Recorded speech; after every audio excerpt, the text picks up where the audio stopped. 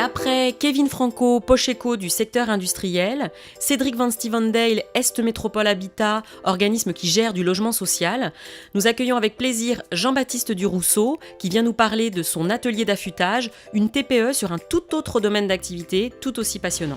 Je vais donc revenir un peu sur l'historique parce que c'est ça qui fait que notre entreprise, au moins c'est ce qu'on a essayé de réfléchir avec des accompagnateurs. On a pris le mot ce matin, j'ai appris plein de choses. On se rend compte que l'historique d'une entreprise, ça y fait. Donc elle date de 1935. Donc je pense que dans les démarches, c'est pas anodin d'avoir des entreprises qui dans la durée ont progressé. Et cette entreprise, elle est restée avec une seule personne jusqu'en 1967. Donc ça a été une entreprise où il y a deux personnes qui se sont succédées. Et à Bordeaux, c'est un Australien, c'est assez amusant, qui était arrivé en 1935 et qui a affûté les scies à ruban.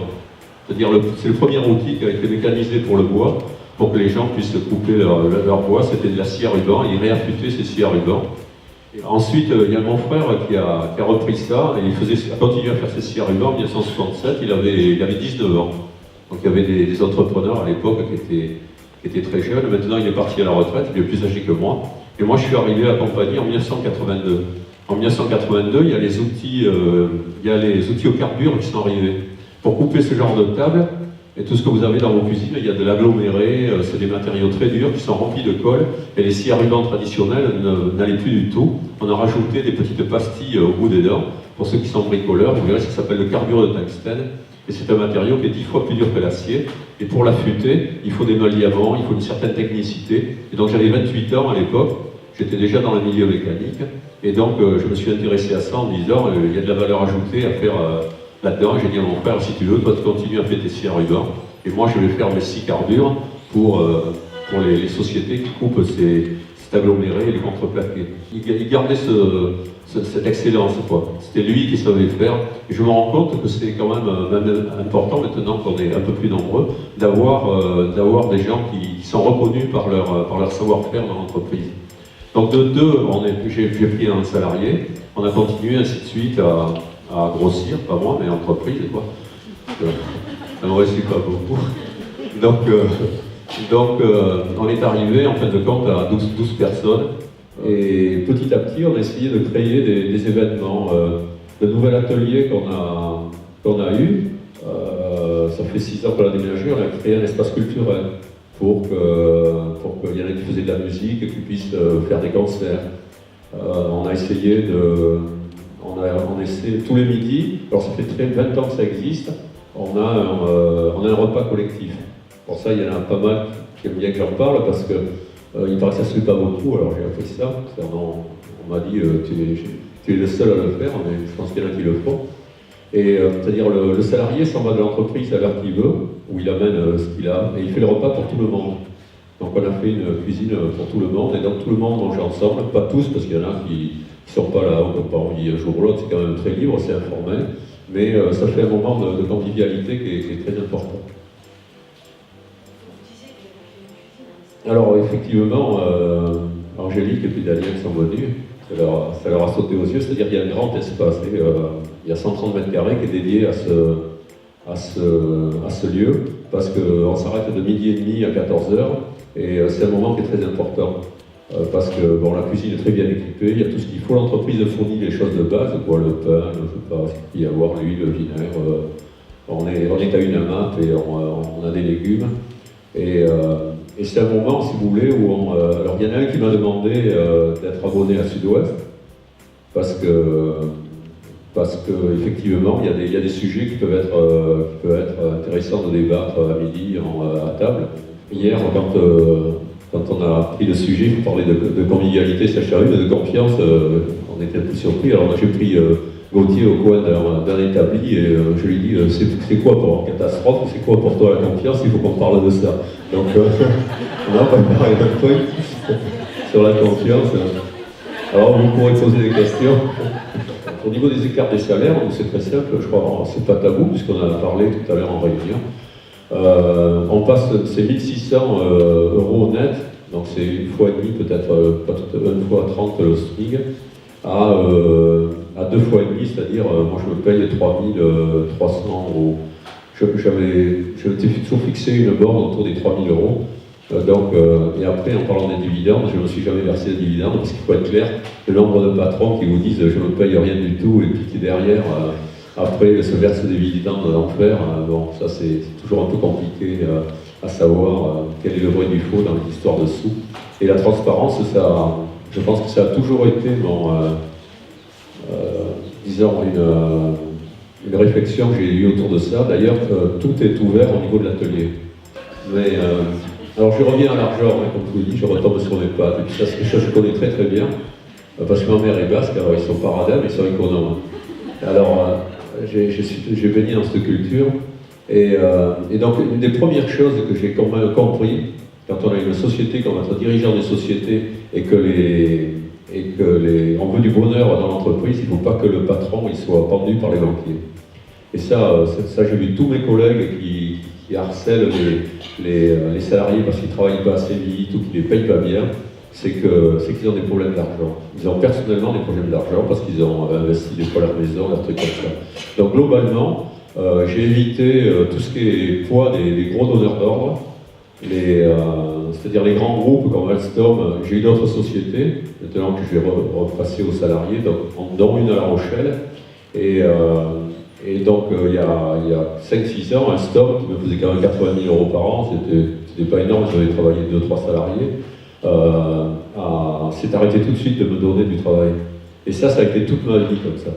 Donc, je me suis tourné vers les petits artisans, c'est pour ça que j'ai très peu de donneurs d'ordre maintenant, des gros, soit Dassault, Airbus, des trucs comme ça, parce que le petit artisan, c'est beaucoup de petits comptes, et donc j'ai pas la pression du client. Si un gros donneur d'ordre me dit mais votre prix est trop cher, j'en ai eu, et bien on dit mais au revoir monsieur, c'est fini, on n'est pas fait pour travailler ensemble. Et ce que j'ai compris aussi en faisant le carburant externe, c'était que c'était un produit, c'est ça là où Kevin ça m'a plu aussi son discours, c'est que lui il est dans un milieu où ça bataille pas. Et moi c'est l'inverse. L'inverse, mon argument, je suis le plus cher de tous les affûteurs, je suis ainsi de suite. Donc je dis à mes clients, si vous voulez avoir du bon boulot, il faut que je les paye bien, les gars. Donc l'argent, c'est pas de la philosophie, c'est du concret dans une entreprise. On a beau dire, on est une entreprise libérée, ici et là, tout ce qu'on a pu nous raconter, il y a quand même le pognon derrière. Et si vous voulez payer correctement aux salariés, il faut que vos clients vous payent bien, et ainsi de suite, quoi.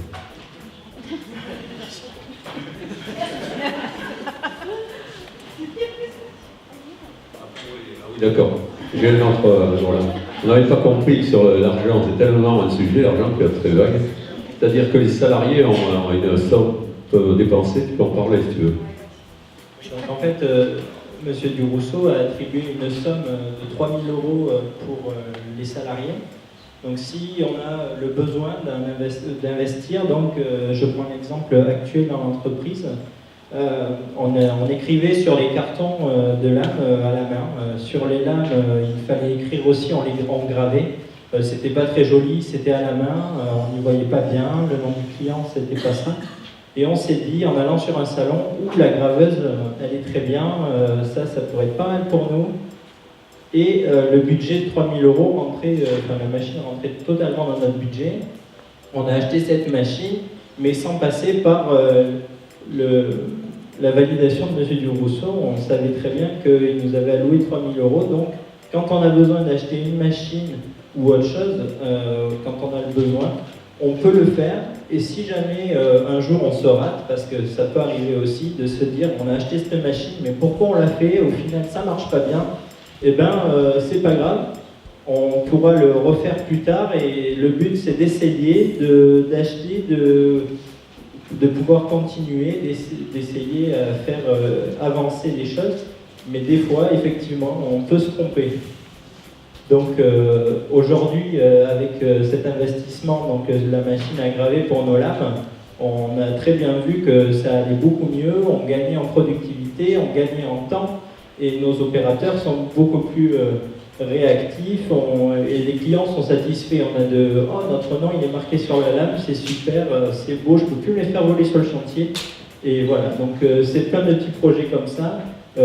Si jamais dans les bureaux, j'ai besoin d'un ordinateur plus performant parce que l'activité le demande, eh ben, j'en achète un parce qu'on a le besoin. mais je ne vais pas lui demander son accord. Voilà. Alors pour moi, confiance, effectivement, on en a besoin, enfin moi j'en ai besoin. À l'école, on m'a toujours dit, toi, t'es pas le premier, donc tu seras rien. Alors ça, c'était bien rentré. Et à partir de j'ai fait une troisième professionnelle, mon parcours c'est troisième professionnelle, bac pro gestion administration et BTS alternance. Quand je suis rentré en troisième, on m'a dit, on va créer une mini-entreprise, tu vas être le PDG de la mini-entreprise et tu seras le directeur comptable. J'ai été tout ça, une classe de 30, on était 3 à la tirer, vous comprenez bien que en général ça ne fonctionne pas bien, 3 contre le reste. Mais tout ça, ça m'a donné confiance en moi, qui fait que j'ai avancé, que j'avance encore. Et donc après, je suis arrivé dans une formation qui m'a beaucoup plu, donc la gestion administrative, et je suis rentré dans des entreprises qui m'ont bien ouvert leurs portes et qui ont dit toi, tu as un bon caractère, tu peux être autonome, tu es autonome, on peut te faire confiance, donc vas-y, fonce. Et donc c'est pour ça aujourd'hui que je suis dans cette entreprise, entre autres, parce qu'on me fait confiance, et puis je donne beaucoup, enfin je pense, je donne beaucoup pour l'entreprise, je ne regarde pas mes horaires, donc j'embauche à 7h30, je pars à 19h30, il n'y a pas de souci. Voilà, donc après, c'est comme ça. Enfin, chez moi, c'est comme ça.